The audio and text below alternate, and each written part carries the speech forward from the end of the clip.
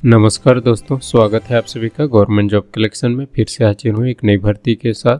आज का जो भर्ती है छत्तीसगढ़ राज्य बाल संरक्षण समिति संचालन जो करती है महिला एवं बाल विकास विभाग, ठीक है, जिसमें मिशन वात्सल्य योजना अंतर्गत यहाँ पे गैर शासकीय संस्था द्वारा जो संचालित बाल देखरेख संस्थाओं के शासकीय संस्था के रूप में संचालन हेतु संविदा के विभिन्न पदों पर भर्ती हेतु विज्ञापन जारी किया गया है। ठीक है, पद के बारे में यहाँ पे पूरा डिटेल देखते हैं और ये लगभग ना छत्तीसगढ़ के 15 से 20 जिलों में यहाँ पे भर्ती किया जाएगा। ठीक है, तो आज का जो पहला भर्ती है जिला दुर्ग से, जिसमें यहाँ पे सामाजिक कार्यकर्ता के एक पद जारी किए गए हैं। ठीक है, यहाँ पे आपको 18,000 प्लस सैलरी दी जाएगी। अगला जो है लोकेशन राजनांदगांव में।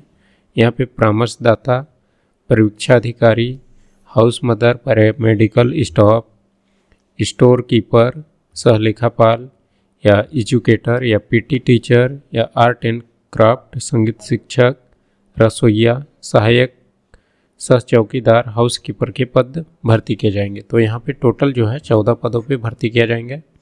ठीक है, और जो है सैलरी आपको 8,000 से 25,000 के बीच में आपको मिलने वाली है। ठीक है, और पद का पूरा डिटेल देख लीजिएगा, किस कैटेगरी में है उसको भी आप लोग पढ़ लीजिएगा। ठीक है, उसी टाइप से पद यहाँ पे राजनांदगांव में जारी किए गए हैं।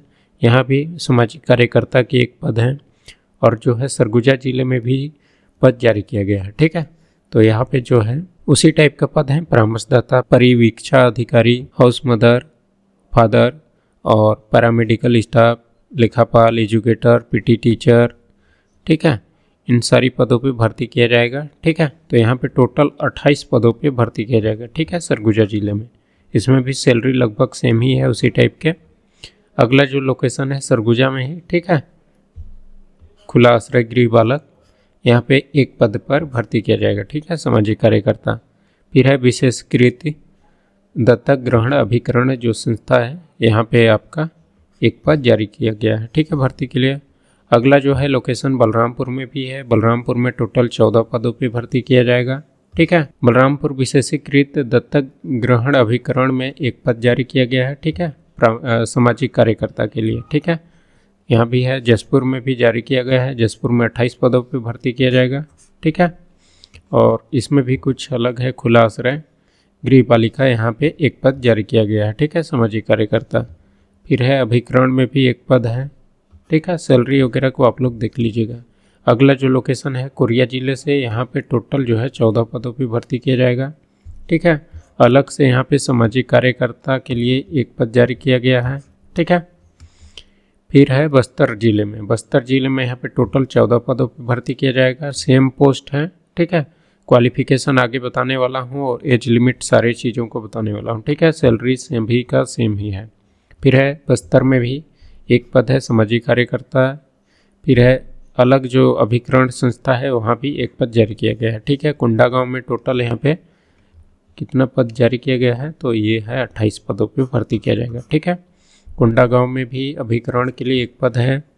और फिर है दंतेवाड़ा में। दंतेवाड़ा में यहाँ पे टोटल 28 पदों पे भर्ती किया जाएगा। ठीक है,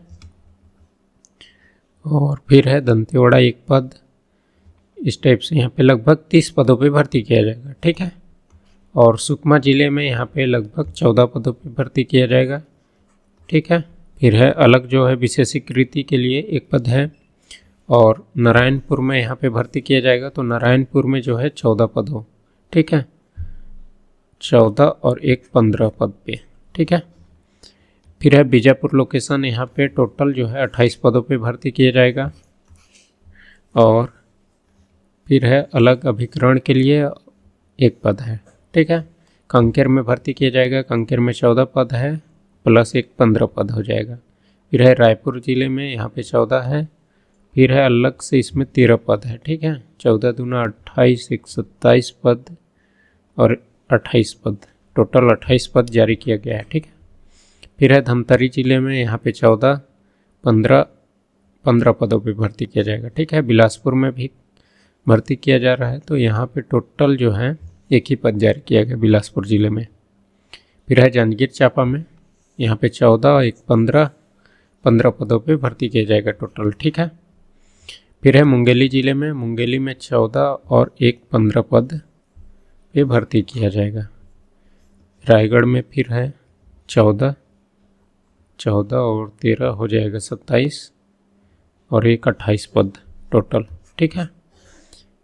और एक यहाँ पे भी 29 पद जारी किए गए हैं, ठीक है। फिर है कोरबा में यहाँ पे टोटल 28, 29 पदों पे भर्ती किया जाएगा, ठीक है।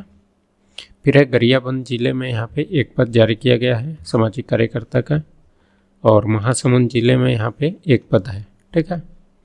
फिर है बलौदाबाजार में भी एक पद है, बालोद में एक पद है, बेमेतरा में एक पद है, खैरागढ़, छुई खदान, गंडई में भी यहाँ पे एक पद है, ठीक है। फिर है मोहला मानपुर, अम्बागढ़ में एक पद है, कबीरधाम में एक पद जारी किए गए हैं, और जीपीएम में यहाँ पे एक पद है, ठीक है। शक्ति में एक पद है, सारंगढ़ बिलाईगढ़ में एक पद है, सूरजपुर में एक पद है, एमसीबी में एक पद है। तो यहाँ पे लगभग 400 प्लस पदों पे भर्ती किया जाएगा, और इसका जो वेतन आप लोग देख चुके होंगे। अब इसका जो क्वालिफिकेशन है उसको देख लेते हैं। परामर्शदाता के लिए किसी भी मान्यता प्राप्त विश्वविद्यालय से समाज कार्य या समाजशास्त्र या मनोविज्ञान, जन स्वास्थ्य काउंसिल में स्नातक एवं काउंसिल और संचार में पीजी डिप्लोमा होना अनिवार्य है, ठीक है। अनिवार्य कौशल के रूप में यहाँ पे कंप्यूटर पर एमएस ऑफिस या कंप्यूटर वेब आधारित अन्य सॉफ्टवेयर में कार्य करने की सक्षम होना चाहिए, ठीक है।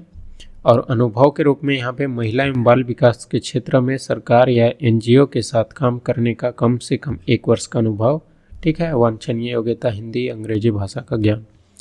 परिवीक्षा अधिकारी या बाल कल्याण अधिकारी केस वर्कर के लिए किसी भी मान्यता प्राप्त संस्था विश्वविद्यालय से आपका समाज कार्य, समाजशास्त्र या विधि या सामाजिक विज्ञान में स्नातक होनी चाहिए, ठीक है। साथ ही एमएस ऑफिस कंप्यूटर वेब आधारित कार्य करने की क्षमता होनी चाहिए। यहाँ पे 2 वर्ष का अनुभव मांगी गई है, ठीक है। हाउस मदर या फादर के लिए यहाँ पे समाजशास्त्र, मनोविज्ञान, समाज विज्ञान या विधि में, ठीक है, स्नातक होनी चाहिए, और कंप्यूटर में कार्य करने का दक्षता, साथ ही यहाँ पे 2 वर्ष का अनुभव होना चाहिए, ठीक है। बाल कल्याण समिति के अध्यक्ष या सदस्य, किशोर न्याय बोर्ड के सदस्य के रूप में जो है आपका कार्य अनुभव होना चाहिए, ठीक है। पैरामेडिकल स्टाफ के लिए यहाँ पे एएनएम या एमपीडब्ल्यू या अथवा शासन द्वारा निर्धारित जो है संस्थान से उपयुक्त अवधि का नर्सिंग ट्रेनिंग का प्रमाण पत्र होना चाहिए, ठीक है। और जो है आपका 2 वर्ष का अनुभव होना चाहिए, ठीक है। स्टोर कीपर मतलब अकाउंटेंट के लिए यहाँ पे वाणिज्य या अर्थशास्त्र या समकक्ष विषय में स्नातक अथवा सीए या आईसीडब्ल्यूए इंटर पास आउट होना चाहिए। कंप्यूटर में एमएस ऑफिस, टेली, कंप्यूटर या फिर वेब आधारित अन्य सॉफ्टवेयर में काम करने की सक्षम होनी चाहिए, ठीक है। फिर है अनुभव के रूप में यहाँ पे 3 वर्ष मांगी गई है। पीटी टीचर के लिए मान्यता प्राप्त बोर्ड से 12वीं योग में डिग्री तथा डिप्लोमा बीपीएड होनी चाहिए, और 1 वर्ष का अनुभव मांगा है, ठीक है। रसोइया के लिए 8वीं पास, 3 वर्ष का अनुभव। चौकीदार के लिए 5वीं पास, 2 वर्ष का अनुभव। हाउसकीपर के लिए 5वीं पास और 2 वर्ष का अनुभव, ठीक है। सामाजिक कार्यकर्ता के लिए यहाँ पे समाज कार्य, समाजशास्त्र, सामाजिक विज्ञान में स्नातक, कंप्यूटर में कार्य करने की क्षमता और 2 वर्ष का अनुभव, ठीक है। सामाजिक कार्यकर्ता सह प्रारंभिक बाल अवस्था एजुकेटर के लिए यहाँ पे समाज कार्य, समाजशास्त्र, सामाजिक विज्ञान, गृह विज्ञान में स्नातक, अच्छा संचार कौशल अनिवार्य कौशल के रूप में, और यहाँ पे 2 वर्ष का अनुभव होना चाहिए, ठीक है। एजुकेटर के लिए किसी भी मान्यता प्राप्त विश्वविद्यालय से स्नातक या बीएड होनी चाहिए और 2 वर्ष का अनुभव, ठीक है।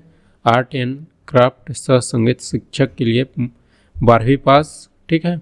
और शासकीय या मान्यता प्राप्त अशासकीय शिक्षण संस्थान में कला क्राफ्ट संगीत शिक्षक के रूप में काम करने का 2 वर्ष का अनुभव होना चाहिए, ठीक है। अगला जो पॉइंट है, शैक्षणिक योग्यता मान्यता प्राप्त संस्था विश्वविद्यालय से होने पर ही मान्य किया जाएगा। निर्धारित शैक्षणिक अर्हता के दस्तावेज आवेदन पत्र जमा करने की अंतिम तिथि तक आवश्यक रूप से आपका आवेदन के साथ संलग्न होना चाहिए, ठीक है, क्वालिफिकेशन, अन्यथा आवेदन अमान्य कर दिया जाएगा। आयु सीमा जो है 1 जनवरी 2025 को 21 वर्ष होना चाहिए और अधिकतम 35 वर्ष से ज़्यादा नहीं होनी चाहिए, और जो है छूट के साथ आपको 45 वर्ष मिलने वाला है, ठीक है।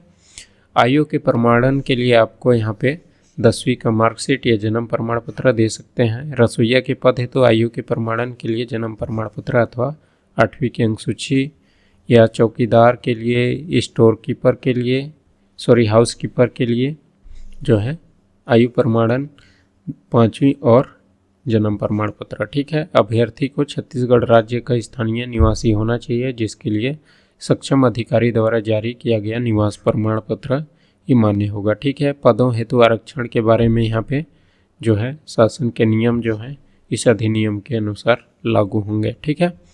और जो है बाल देखरेख संस्था अथवा मिशन वात्सल्य के कर्मचारी के रूप में कार्यरत होने के दौरान कदाचार या वित्तीय अनियमितता सिद्ध होने से कार्य से पृथक किए गए कर्मचारी अपात्र होंगे। कोई भी उम्मीदवार जिसने विवाह के लिए निर्धारित न्यूनतम आयु सीमा से पूर्व कर लिया हो, नियुक्ति के लिए पात्र नहीं होगा। उम्मीदवार जिसने ऐसे व्यक्ति से विवाह किया हो जिसकी पहले से ही एक पत्नी या पति जीवित हो, तो पात्र नहीं होगी। ऐसे मामले में शासन ही अन्यथा निर्णय ले सकता है, अर्थात यदि शासन को इस बात से समाधान हो जाए कि ऐसा करने का पर्याप्त कारण है तो इस प्रतिबंध से छूट दे सकता है। ठीक है।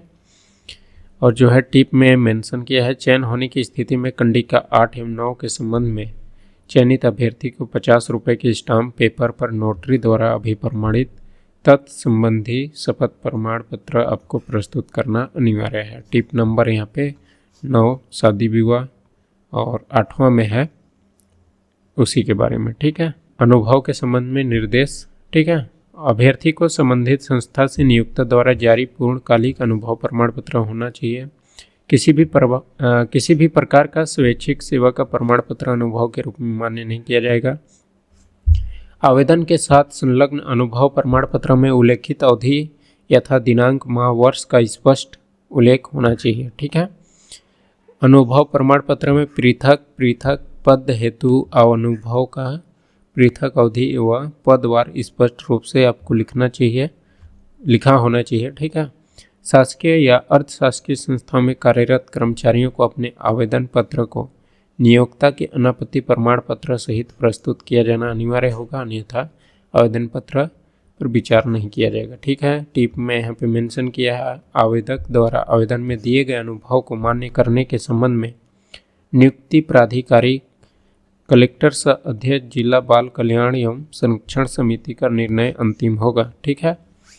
और प्राप्त आवेदन पत्रों में से पात्र आवेदकों का ही अंकीय प्रणाली के आधार पर मेरिट सूची तैयार करते हुए व्यक्तिगत साक्षात्कार एवं कौशल परीक्षा जहां लागू हो के आधार पर आपको चयन सूची तैयार किया जाएगा। ठीक है। आपका फिर है अंकीय प्रणाली।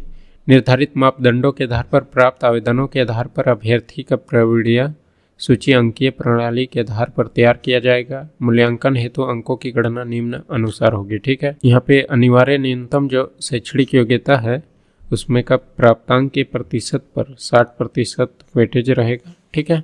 और निर्धारित न्यूनतम अनुभव पर कोई अंक दे नहीं होगा। ठीक है। किंतु निर्धारित न्यूनतम अनुभव अवधि के पश्चात प्रत्येक वर्ष आपको 2 अंक दिए जाएंगे, जो अधिकतम 10 अंक होगा। और यहाँ पे इन 63 बाल देखरेख संस्थाओं में पूर्व से कार्यरत कर्मचारी को तथा कार्य अनुभव रखने वाले आवेदक को बोनस अंक के रूप में प्रति वर्ष 2 अंक दिए जाएंगे, जो अधिकतम 10 अंक तक होगा। ठीक है। उपरोक्त में से प्राप्त अंकों के आधार पर मेरिट सूची तैयार की जाएगी। व्यक्तिगत साक्षात्कार हेतु 20 अंक निर्धारित होंगे। ठीक है। अभ्यर्थी के जो मेरिट सूची में समान अंक होने की दशा में जो है अधिक उम्र वाले अभ्यर्थी को चयन में जो है वरीयता दी जाएगी। यदि उम्र भी समान हो तो न्यूनतम शैक्षणिक योग्यता में अधिक अंक पाने वाले अभ्यर्थी को चयन में वरीयता दी जाएगी। ठीक है। उपरोक्तानुसार अंकीय प्रणाली के आधार पर क्रमांक 12 के उपकंडिका अनुसार जो है प्राप्त कुल अंकों के आधार पर मेरिट सूची तैयार की जाएगी। चयन हेतु मेरिट सूची में से प्रत्येक पद के लिए 1:5 के अनुपात में व्यक्तिगत साक्षात्कार हेतु आवेदक को आमंत्रित किया जाएगा। ठीक है। चयन समिति द्वारा उपरोक्तानुसार प्राप्त अंकों के आधार पर समग्र प्रवीणा सूची एवं प्रवर्गवार मेरिट सूची तैयार की जाएगी। ठीक है। मेरिट सूची में अपने प्रवर्ग में अधिकतम अंक प्राप्त करने वाले अभ्यर्थियों का नियुक्ति आदेश नियुक्ति प्राधिकारी द्वारा जारी की जाएगी। और प्रत्येक पद के लिए 25% अथवा 3 जो भी अधिक हो, ठीक है, अभ्यर्थी को प्रतीक्षा सूची में रखा जाएगा। चयन सूची एवं प्रतीक्षा सूची की वैधता 1 वर्ष के लिए यहाँ पे होगी। ठीक है, नियुक्ति की अवधि जो है प्रथम बार में आपका यहाँ पे 3 वर्ष के लिए रहेगा। ठीक है, फिर है भारत शासन द्वारा योजना संचालन की अवधि जो भी पहले हो की अवधि हेतु नियुक्त किया जाएगा। ठीक है, बाल देखभाल संस्थाओं में कार्य करने की आवश्यकता होने पर आपकी वार्षिक कार्य मूल्यांकन नियंत्रणकर्ता अधिकारी की अनुशंसा के आधार पर उपयोगिता का आकलन कर एक बार में संविदा सेवा अवधि जो है अधिकतम 3 वर्ष के लिए जिला स्तर पर जिला कलेक्टर के द्वारा जो है संविदा अवधि वृद्धि करने का निर्णय लिया जा सकता है। ठीक है, तो आपके जो कार्य मूल्यांकन के पश्चात ही पता चलेगा। पहली बार में तो 3 वर्ष, इसके बाद जो है आपके अनुभव और जो कार्य कुशलता को देखते हुए यहाँ पे अधिकतम 3 वर्ष के लिए बढ़ाया जा सकता है। ठीक है, चयनित अभ्यर्थी की नियुक्ति पूर्णतः अस्थायी होगी। संविदा सेवा अवधि के दौरान दोनों पक्षों में से किसी एक पक्ष द्वारा 1 माह पूर्व सूचना या उसके एवज में 1 माह का वेतन देकर सेवा समाप्त की जा सकती है। ठीक है, विशेष परिस्थिति में बिना कारण बताए भी सेवा समाप्त की जा सकती है। और इन पदों की अवधि भारत शासन द्वारा योजना संचालन की अवधि तक ही सीमित होगी। उसके उपरांत जो है पद समाप्त कर दिए जाएंगे। पद समाप्ति के उपरांत इन पदों पर कार्यरत कर्मचारियों के संबंध में विभाग की कोई जिम्मेदारी नहीं होगी। ठीक है, नियुक्ति के पश्चात भी यदि नियुक्ति संबंधी योग्यता एवं शर्तों को पूरा करना नहीं पाया जाता है तो नियुक्ति निरस्त कर दी जाएगी। ठीक है ना। और आवेदन के संबंध में कुछ दिशा निर्देश दिए हुए हैं। तो आपको आवेदन करना है जो कि आवेदन पत्र निर्धारित प्रारूप में ही जमा किया जाएगा और जो है अपूर्ण, अस्पष्ट एवं त्रुटिपूर्ण जो आवेदन आप करेंगे, ठीक है, तो अमान्य कर दिया जाएगा। इस संबंध में अभ्यर्थी को कोई सूचना नहीं दी जाएगी। प्रत्येक पद के लिए पृथक पृथक आवेदन देना होगा। लिफाफे के ऊपर आवेदन पत्र में पद का नाम जिसके लिए आवेदन किया जा रहा है, लिफाफे के ऊपर प्रेषक का नाम, पत्र व्यवहार का पता स्पष्ट रूप से अंकित होना चाहिए। ठीक है, अन्यथा आवेदन निरस्त कर दिया जाएगा। किसी विशेष पद के लिए जो है प्रवर्गवार पृथक पृथक आवेदन नहीं किए जाएंगे। आवेदन पत्र कार्यालयों में सीधे स्वीकार नहीं किया जाएगा। ठीक है, आवेदन पत्र पंजीकृत डाक, स्पीड पोस्ट या कुरियर के माध्यम से ही स्वीकार किए जाएंगे। ठीक है, आवेदन पत्र के संबंध में वांछित प्रमाण पत्र एवं अन्य दस्तावेज स्वयं द्वारा अभिप्रमाणित होना चाहिए, सेल्फ अटेस्टेड। ठीक है, और जो है निर्धारित योग्यता एवं शर्तों को पूरा न करने पर चयन के किसी भी स्तर पर आवेदक को आवेदन पत्र निरस्त कर उसकी उम्मीदवारी समाप्त की जा सकेगी। आवेदक द्वारा प्रस्तुत किए गए समस्त अभिलेख सत्यापन में जाली या गलत या कुटरचित पाए जाने पर संबंधित के विरुद्ध नियम अनुसार जो है वैधानिक कार्यवाही की जाएगी। मूल आवेदन जमा करने के पश्चात जो है अथवा दावा आपत्ति के समय नवीन अभिलेख दस्तावेज स्वीकार नहीं किए जाएंगे। चयन संबंधी विवाद की दशा में नियुक्ति का निर्णय अंतिम होगा। अधिक जानकारी के लिए आप लोग महिला एवं बाल विकास विभाग के जो है सूचना पटल या उसकी वेबसाइट cgwcd.gov.in या www.cgstate.gov.in पर आप लोग देख सकते हैं पूरा डिटेल। ठीक है, आवेदक द्वारा आवेदन पत्र में सही पता, ईमेल आईडी व मोबाइल नंबर का उल्लेख किया जाना अनिवार्य है ताकि चयनित अभ्यर्थी को सूचना दी जाएगी। ठीक है, और यहाँ पे जो है दस्तावेज सत्यापन के समय समस्त वांछित दस्तावेजों की मूल प्रति एवं स्वप्रमाणित प्रति लाना अनिवार्य होगा। व्यक्तिगत साक्षात्कार या कौशल परीक्षा में भाग लेने वाले अभ्यर्थियों को किसी भी प्रकार का यात्रा भत्ता नहीं दिया जाएगा। ठीक है, और ये रहा आवेदन का प्रारूप। ठीक है, आपको आवेदन करना है। जिला कार्यक्रम अधिकारी महिला एवं बाल विकास विभाग, अब जिस भी जिले में आवेदन करेंगे उस जिले का नाम डालिएगा। यहाँ पे आवेदित पद का नाम, आवेदक का नाम हिंदी अंग्रेजी में, पिता पति का नाम, स्थायी पता, पत्र व्यवहार का वर्तमान पता।